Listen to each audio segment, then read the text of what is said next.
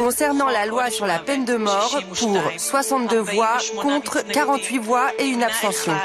Applaudissements des députés. Ce ministre sort même le champagne pour célébrer l'adoption d'une loi qui instaure la peine de mort pour les Palestiniens. Ça en fait l'une des lois les plus extrêmes au monde. La règle est la mort.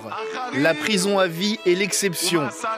Dans le cadre du génocide en cours, la loi pénale vient renforcer le crime de génocide. L'armée israélienne rase des zones entières, comme on peut le voir sur ces images. Au-delà des bombardements, c'est bien la famine qui préoccupe profondément l'ensemble de la population. Le programme alimentaire mondial annonce qu'un Gazaoui sur 3 ne mange plus pendant des jours. La loi sur la peine de mort, elle est aussi le fruit de l'inconséquence d'une communauté internationale qui n'a pas réussi à se mobiliser, à protéger les valeurs qui unissent les communautés internationales, qui sont le respect des droits de l'homme et du droit international humanitaire. צריך לתקן את בג"ץ, לא את החוק הזה. ואני אומר את זה בתור מי שלקח מהם את ההפקדות, את הקנטינות, את האוכל, את הסיורים, את הטיולים בחצר, את הלימודים האקדמיים. בתור מי שלקח מהם הכל, אני רוצה גם לקחת מהמחבלים את החיים.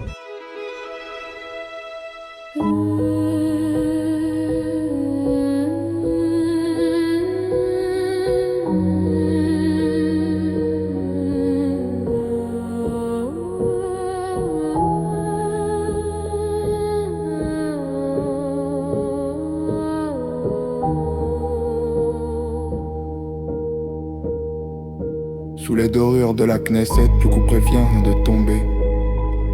62 voix pour le vide, l'humanité est plombée.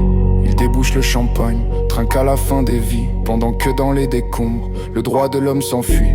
La mort devient la règle, l'exception c'est la survie. Un code pénal qui s'aligne sur un génocide sans cri. On rase des quartiers entiers, on affame les mémoires.